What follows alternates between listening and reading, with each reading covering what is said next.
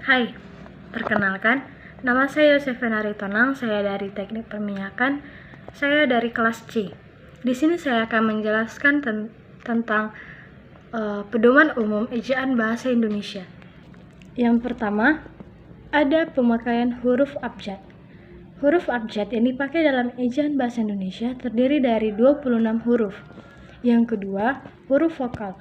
Huruf yang melambangkan vokal dalam bahasa Indonesia terdiri dari 5 huruf, yaitu A, I, U, dan O. Yang ketiga, ada huruf konsonan. Huruf yang melambangkan konsonan dalam bahasa Indonesia terdiri atas 21 huruf. Yang keempat, ada huruf diftong. Di dalam bahasa Indonesia terdapat 4 diftong yang dilambangkan dengan gabungan huruf vokal. Yang kelima, gabungan huruf konsonan. Gabungan huruf konsonan yaitu KH, NG, NY, dan SY. Masing-masing melambangkan satu bunyi konsonan. Yang berikutnya ada huruf kapital. Huruf kapital dipakai sebagai huruf pertama awal kalimat. Yang ke-7 ada huruf miring. Huruf miring dipakai untuk menuliskan judul buku, nama majalah, atau nama surat kabar yang dikutip dalam tulisan. Selanjutnya ada huruf tebal. Huruf tebal dipakai untuk menegaskan bagian tulisan yang sudah ditulis miring. Kita masuk yang kedua, yaitu ada penulisan kata. Penulisan kata itu ada kata dasar. Kata dasar ditulis sebagai satu kesatuan. Yang kedua, kata berimbuhan. Imbuhan ditulis serangkai dengan bentuk dasarnya.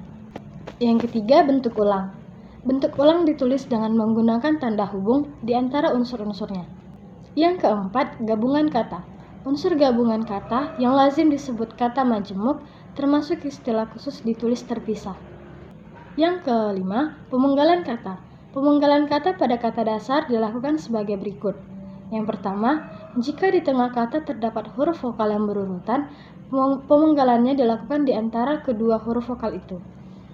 Yang kedua, huruf diftong I, AU, E, OI tidak dipenggal. Yang keenam, kata depan. Kata depan seperti di, ke, dan dari ditulis terpisah dari kata yang mengikutinya. Selanjutnya ada singkatan dan nama gelar.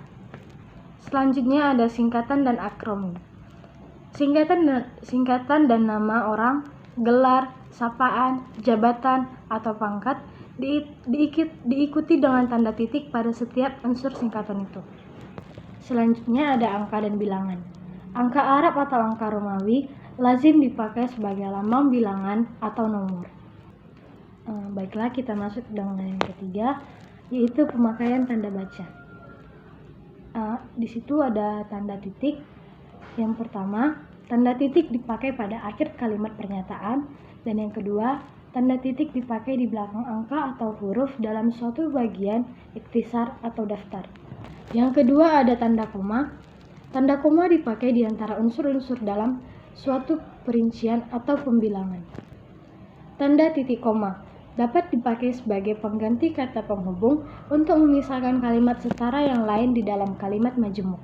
Selanjutnya ada tanda titik dua. Tanda titik dua dipakai pada akhir suatu pernyataan yang diikuti pemerincian atau penjelasan.